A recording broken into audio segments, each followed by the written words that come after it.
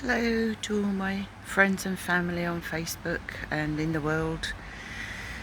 I thought I'd send a video message as I'm struggling to read and write at the moment. So this is where I'm at, and I have no idea what the date is, but I know where I am, just about. I'm over at my partner's house in Medway in England, in Kent, the world, the universe, sitting in a bit of shade in his lovely garden.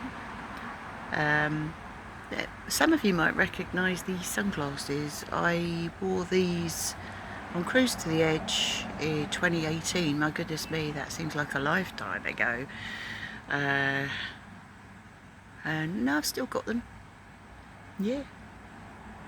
I've still got all my Cruise to the Edge gear at home, and I'm not sure if any of it fits me anymore, but anyway, I don't want to be too serious, but I just want to update everybody with what's been going on with me. I think most of you know that I was visually impaired in my left eye. It's about 11 years ago. I won't go through all the details, but you know, I've not had normal vision.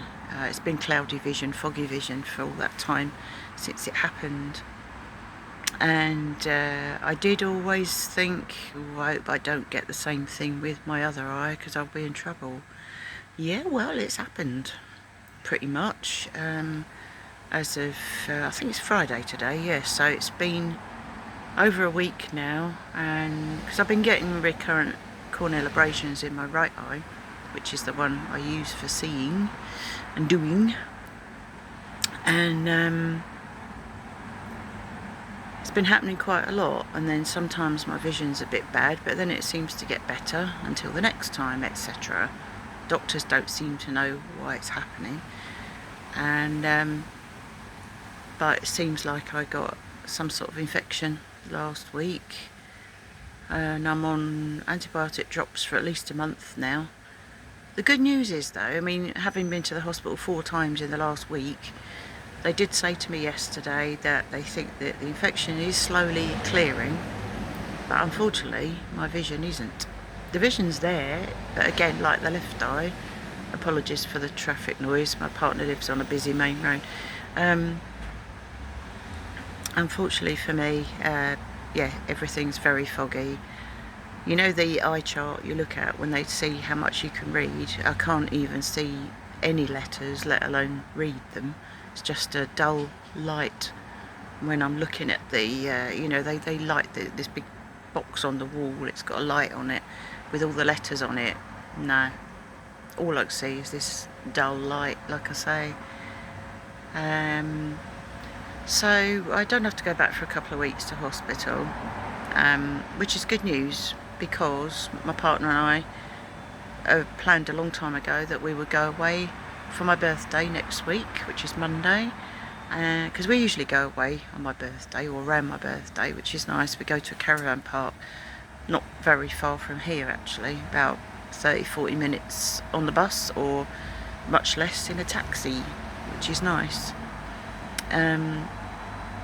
So all being well, we'll be setting off on Monday for a few days break, and we both really need it. I mean, Mark has been a lifesaver, really, if that's the right word. He's been taking time off, paying for taxis, and just helping me get around. And even though he's been by my side the whole time, apart from when he's been at work, of course, but he's been, I still struggle. I am struggling very badly to get about. I cannot go out on my own at all. It's hard going, you know. If there's not enough light, that causes me a problem. If there's too much light, it causes me a problem. It's very hard to strike a balance. But I think all these, the last sort of year or so has been building up to this, I think, because I've been spending more and more time over here at Mark's and getting myself familiar with everything and getting into routine when I'm here, and pretty much know where everything is that I need. And Mark's been making a few changes as well, like getting rid of the stair carpet, so I'm safer on the stairs now, and And likewise with my own place, I've been spending equal amounts of time at mine, and I know where everything is and I manage, except that I can't use the oven or the grill. But I've got a fantastic air fryer at home, which is great. I can use the microwave, but I have to do everything a lot slower, a lot more careful, and I am terrified that I'm going to trip or hurt myself, fall down the stairs. I haven't got stairs at my flat, but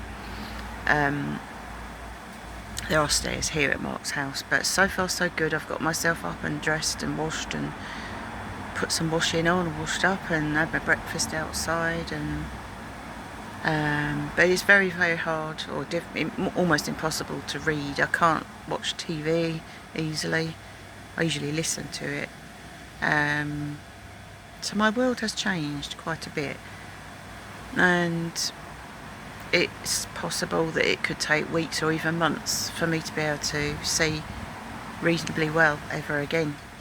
They don't know. They actually don't know at hospital what's going to happen. We just got to take each day as it comes. But at the moment I'm on 2-hourly antibiotic drops.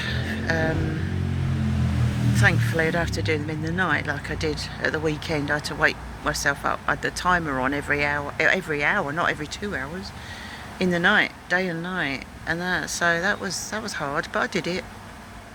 It's amazing what you can do when you have to. So today, yes, it's Friday, so I can't remember the date, but it doesn't matter. I'm just gonna do what I can do carefully, and my plan is to pack my suitcase. The last time I used my big suitcase was when I went to Fuerteventura 6 years ago. That's the last time I went abroad.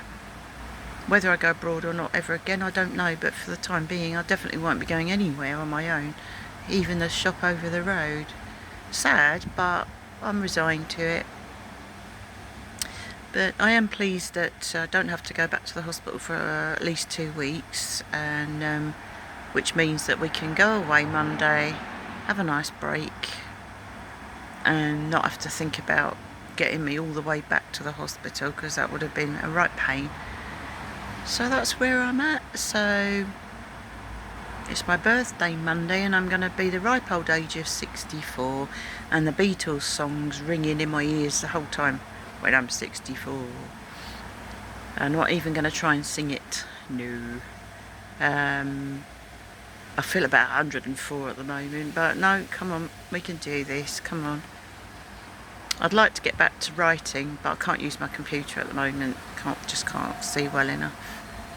So my world is very blurry. I mean, when I sit in this garden, I love looking over at the church spire, but I can see a very, very fuzzy shape. I know it's the church spire. It's a bit like God. You might think you can't see him, but he's there. And I can still see colours and shapes. I can see the flowers. I can see purple, pink, and what else? Red and green. Sounds like that song about the rainbow. That's one thing that did really upset me the other day, actually. It was, well, when was it? It was yesterday. We were coming back from the hospital, stopping here and there to shelter under trees when it absolutely bucketed down with rain. But then the sun came out and Mark said, oh, there's a big rainbow over there. I thought, where? No, I love rainbows. I've always loved rainbows, but sadly that's the first rainbow I've not been able to see. I think what I'm going to have to do is ask Mark to take some photos. I can take some myself, just about. I can see better looking at my phone screen photo-wise. If I hold the camera up to things, I can see them better, which is interesting. So yes, it's a shame I can't see rainbows at the moment, but it doesn't matter. You know, when rainbows appear, they're still there, even if I can't see them. So for now, the rainbows in my life I can see in my head. My rainbows are you guys, my friends, my family, all the people that care about me, that take an interest in me, and those that pray for me. Even if you're not used to praying, please can you just say a little prayer for me, even if it's just 3 words. Heal Sue, please. So I don't know what's going to happen, but I believe that there's a reason for everything, and yeah, I do question why is this happening to me, but I'm not really that surprised that it has. That makes sense. But I'm going to do my best to get through this, and I know I'm not alone. So lots of love, and take care of yourselves. So look after your eyes. Ta-ta for now.